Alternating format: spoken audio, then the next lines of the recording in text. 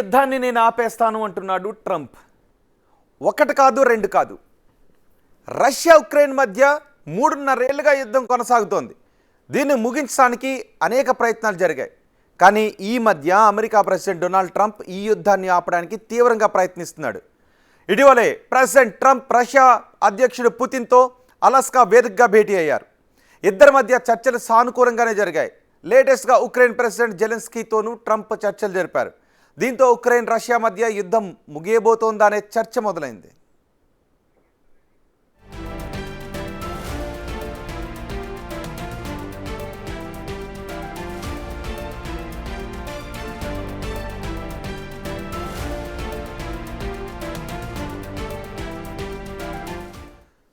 So Russia Ukraine మధ్య యుద్ధం ఆగుతుందా? Trump ఈ యుద్ధాన్ని ఆపగలుగుతారనే చర్చ జరుగుతోంది. ఇదే విషయంపై మనతో మాట్లాడటానికి సంజయ్ పులిపాక విశ్లేషకులు అందుబాటులో ఉన్నారు. సంజయ్ గారు నమస్తే. నమస్తే అండి. సంజయ్ గారు, ఏంటి జరుగుతున్న పరిణామాలు చూస్తుంటే ఏమనిపిస్తుంది? యుద్ధం ఆగే అవకాశాలు కనిపిస్తున్నాయా? ఆగేటే ఉందండి. కాకపోతే ఈ మధ్య కాలంలో కనుక మనం చూసినట్టయితే అలాస్కాలో పుటిన్ తర్వాత అమెరికన్ ప్రెసిడెంట్ డొనాల్డ్ ట్రంప్ చర్చలు జరపడం జరిగింది. అది చాలా ముఖ్యమైన సంఘటన అండి. ఎందుకంటే రష్యన్ ప్రెసిడెంట్ అమెరికా భూమి మీదకి వచ్చి చర్చలు జరపడం జరిగింది. అంతేకాదు మనకు తెలిసిందే, international criminal court Russian president మీద క్రిమినల్ వారెంట్స్ ఇచ్చింది కదా. అయినప్పటికీ కూడా రష్యా ప్రెసిడెంట్ ని అమెరికా ప్రెసిడెంట్ హోస్ట్ చేయటము, అక్కడ చర్చలు జరపటము ఒక మంచి పరిణామంగానే మనం భావించాలండి. కాకపోతే అలాస్కాలో జరిగిన సమ్మిట్ లో పెద్ద ఎత్తున సీజ్ ఫైర్ అగ్రిమెంట్స్ కానీ లేదా అనౌన్స్మెంట్స్ కానీ రాలేదని చాలా మంది డిసప్పాయింట్మెంట్ వ్యక్తపరచడం జరిగింది. కాకపోతే మనం గమనించాల్సింది ఏంటంటే, జరగబోయే ప్రక్రియలో ఒక ముఖ్యమైన ఘట్టం ఆల్రెడీ అయ్యింది. అలాస్కాలో ఈ రెండు ప్రెసిడెంట్స్ మాట్లాడుకోవటం ఇంకా చాలా ఉంది. మనం చూసాం ఇవాళ జెలెన్స్కీతో ఈ మధ్య కాలంలో చాలా రోజుల తర్వాత జెలెన్స్కీతో అమెరికన్ ప్రెసిడెంట్ కూర్చుని మాట్లాడటం జరిగింది. గమనించాల్సిన విషయం ఏంటంటే, జెలెన్స్కీతో మాట్లాడిన తర్వాత యూరోపియన్ నాయకులతో కూడా, అటు ఫ్రెంచ్ ప్రెసిడెంట్ కానివ్వండి, జర్మన్ ఛాన్సలర్స్ కానివ్వండి, వాళ్లతో పెద్ద ఎత్తున చర్చలు జరపడం జరుగుతుంది. ఎందుకంటే యూరోపియన్ కంట్రీస్ కూడా ఈ యుక్రెయిన్ రష్యా జరుగుతున్న యుద్ధంలో ఒక ముఖ్యమైన పాత్ర పోషిస్తున్నాయి. సో ఇవన్నీ కూడా చూసుకుంటే పెద్ద ఎత్తున ప్రయత్నాలే నడుస్తున్నాయి ఈ యుద్ధం ఎలాగో అలా ఆపాలని. ట్రంప్ ఏం చెప్తున్నారంటే, American president, Russian president Zelensky ముగ్గురు కూర్చుని, అంటే ఇంతవరకు ఈ ముగ్గురు కూర్చుని చర్చలు జరపలేదు కదా, ఈ ముగ్గురు కూర్చుని చర్చలు జరపాలి అని అన్నారు. కానీ వెంటనే ఆయన మళ్ళీ ఇంకో కండిషన్ కూడా పెట్టారు. ఏంటంటే, మేము ముగ్గురం కూర్చుని మాట్లాడే ముందు ఒకసారి జెలెన్స్కీ పుటిన్ కలిస్తే బాగుంటుంది అన్నారండి. అలాంటి మీటింగ్ అవుతుందా లేదా, ఒక అమెరికన్ ప్రెసిడెంట్ లేదా ఒక వెస్ట్రన్ పవర్ సపోర్ట్ లేకుండా జెలెన్స్కీ పుటిన్ తో ఏకాకిగా కలిసి మాట్లాడతారా అన్నది వేచి చూడాల్సిన అంశం. ఓవరాల్ గా చూసుకుంటే ఈ జరగబోతున్న మీటింగ్స్, ఇప్పటిదాకా జరిగిన మీటింగ్స్ చాలా పెద్ద ఎత్తున మీటింగ్స్ జరుగుతున్నాయి.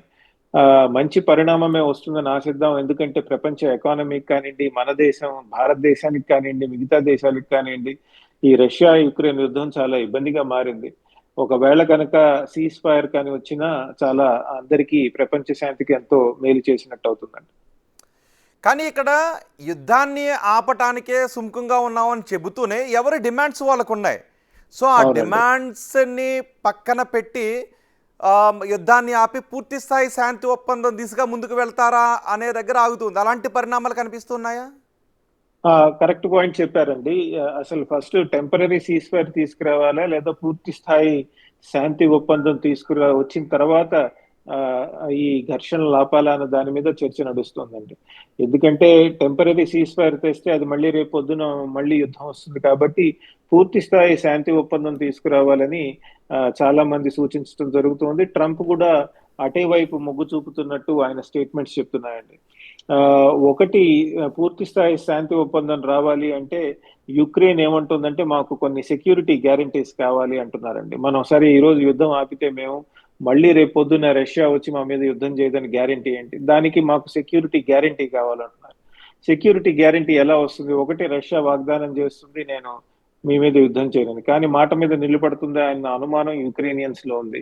సో అలాంటప్పుడు వాళ్ళు ఏమడుగుతున్నారంటే, వెస్ట్రన్ ఫోర్సెస్ ఏవైతే ఉన్నాయో, నేటో ఫోర్సెస్ అవి మా భూభాగం మీద ఉంటే బాగుంటుంది అని యుక్రెయిన్ వాళ్ళు అడుగుతున్నారు. కానీ నేటో కనుక యుక్రెయిన్ లోకి వస్తే మళ్ళీ యుద్ధం స్టార్ట్ అవుతుందని పుటిన్ కుండబద్దలు కొట్టినట్టు చెప్పడం జరుగుతుంది. సరే, నేటో ఫోర్సెస్ కాకపోయినా ఒక చిన్నపాటి ఫోర్సెస్, యూరోపియన్ ఫోర్సెస్ యుక్రెయిన్ లో ఉండి జరగబోయే సీజ్ ఫైర్ అగ్రిమెంట్ ని మానిటర్ చేయడానికి రష్యా ఒప్పుకుంటుందా లేదా అన్న దాని మీద చర్చలు నడుస్తున్నాయండి. ఒకవేళ దాన్ని రీఅష్యూరెన్స్ ఫోర్స్ అంటున్నారండి. అంటే నేటో ఫోర్స్ కాకపోయినా కొన్ని యూరోపియన్ దేశాలతో కలిపినటువంటి ఫోర్సెస్ యుక్రెయిన్ లో ఉండి రష్యా ఎట్లా బిహేవ్ చేస్తోంది బార్డర్ మీద అని మానిటర్ చేయడానికి. కానీ అమెరికా అటువంటి ఫోర్సెస్ లో జాయిన్ అవడానికి సుముఖత చూపలేదు. ఎందుకంటే రష్యన్స్ క్లియర్ గా చెప్పారు, అమెరికన్ ఫోర్సెస్ ల్యాండ్ అయితే కనుక మేము ఒప్పుకోవాలి. కానీ అటువంటి ఫోర్సెస్ ని కోఆర్డినేట్ చేయడానికి, అంటే ఒక అటువంటి రీఅష్యూరెన్స్ ఫోర్స్ గ్రూప్ ని తయారు చేయడంలో అమెరికా సహాయం అందిస్తుందని డొనాల్డ్ ట్రంప్ చెప్పడం జరిగిందండి. అలానే ఈ రాబోయే రోజుల్లో ఇటువంటి సెక్యూరిటీ గ్యారంటీస్ ఎలా ఉండాలి, మనం రష్యాని ఏం డిమాండ్ చేయాలి అని అటు అమెరికన్ నేషనల్ సెక్యూరిటీ అడ్వైజర్స్, ఇటు European national security advisers, Ukrainian వాళ్ళంతా కలిసి మరో విడత చర్చలు జరుపుతారు. కానీ ఈసారి నేషనల్ సెక్యూరిటీ అడ్వైజర్స్ మీటింగ్ జరుగుతుందని వస్తున్నాయండి. దాని నుంచి ఎటువంటి ప్రతిపాదనలు వస్తాయో మనం చూడాల్సింది ఉంది. అంటే అంతేకాదు, ఓకే, చెప్పండి. చెప్పండి చెప్పండి చెప్పండి చెప్పండి. ఈ యుద్ధం ముగింపు ఒప్పందంలో యూరోపియన్ దేశాల వైఖరి ఎలా కనిపిస్తుంది? వాళ్ళు ఏం కోరుకుంటున్నట్టుగా స్పష్టంగా అర్థమవుతుంది. అదే, యూరోపియన్స్ కి ఏంటంటే అండి, రష్యా ఒక పెద్ద దేశం. ఆల్రెడీ ఇంతకు ముందు మనం చూసాం కదా, కోల్డ్ వార్ టైంలో రష్యా యూరోపియన్ కంట్రీస్ మధ్య తీవ్రమైన టెన్షన్స్ ఉండేవి. ఈ మధ్య కాలంలో అంత లేకపోయినా మళ్ళీ యుక్రెయిన్ యుద్ధం తర్వాత అటువంటి భయాలు, వాళ్ళకి ఆందోళన ఉంది, రష్యా లాంటి పెద్ద దేశం మన ఏం చేస్తుందో అని. సో అందుకని వాళ్ళు ఏం చెప్తున్నారంటే, మనం ఈ రోజు యుక్రెయిన్ ని కనుక కాపాడలేకపోతే రేపొద్దున వేరే దేశాలని, ఈస్ట్ యూరోపియన్ కంట్రీస్ కానివ్వండి, అటు జర్మనీ కానివ్వండి, ఇటు వీటి మీద తీవ్రమైన ఒత్తిడి తీసుకొస్తుంది రష్యా అన్న భయం వాళ్ళలో ఉంది. అందుకని వాళ్ళని కూడా టేబుల్ దగ్గరికి తీసుకొచ్చి వాళ్ళతో కూడా నెగోషియేషన్ లో వాళ్ళని కూడా ఒక భాగస్వామ్యం చేసే ప్రయత్నం డొనాల్డ్ ట్రంప్ చేయడం జరిగింది. అది మనం నిన్న మొన్న వాషింగ్టన్ డీసీలో చూసాము, ఇవాళ కూడా చూసాం. కొద్దిగా ఏమిటంటే వీళ్ళని కూడా పిలిచి చర్చలు జరపడం జరుగుతోందండి. కానీ లాంగ్ టర్మ్ పీస్, మీరు అన్నట్టు దీర్ఘకాలికంగా శాంతి ఒప్పందం నిలబడేట్టు ఉండాలి అంటే ఇంకో అంశం కూడా ఉందండి. అంటే ఇప్పటిదాకా రష్యా ఈశాన్య ప్రాంతాలు, యుక్రెయిన్ లో ఉన్నటువంటి ఈశాన్య ప్రాంతాలని ఆక్యుపై చేసుకుంది కదా, అక్కడ రష్యన్ స్పీకింగ్ పాపులేషన్ ఎక్కువ ఉన్నారు. కాబట్టి యుక్రెయిన్ యొక్క పాత్ర ఈ ఈశాన్య ప్రాంతాల మీద తక్కువ ఉండాలి, లేదా ఇది మాకు ఇచ్చేయాలి అని రష్యన్స్ అడగటం జరుగుతోంది. 3.5 ఏళ్లు యుద్ధం చేసిన తర్వాత భూభాగాన్ని ఇవ్వటానికి యుక్రెయిన్ ఒప్పుకుంటుందా అని గమనించాల్సిన విషయం అండి. Thank you very much Sanjay గారు. వాటిలోకి వచ్చి రష్యా ఉక్రెయిన్ మధ్య వార్ ఆగిపోతుందా, శాంతి ఒప్పందం జరగబోతుందా అనే విషయంపై మీ అభిప్రాయాన్ని తెలియజేసేందుకు మరి చూద్దాం. త్రైపాక్షిక సమావేశం కూడా జరిగే అవకాశం కనిపిస్తుంది. అమెరికా అధ్యక్షుడు ట్రంప్, పుతిన్, జెలెన్స్కీ ముగ్గురు కలిసి కూర్చొని మాట్లాడుకునే అవకాశాలు కూడా కనిపిస్తున్నాయి. ముగ్గురు కలిసి కూర్చుంటే దాదాపు యుద్ధం ముగింపుకు ఒక స్పష్టమైన పిక్చర్ కనిపించే అవకాశం కూడా ఉంది. యూరోపియన్ దేశాలు కూడా కొన్ని భయాలు వ్యక్తం చేస్తున్నాయి. మరి చూద్దాం ఏ విధమైన కన్క్లూజన్ వస్తుందో యుద్ధం ముగింపుకి సంబంధించి.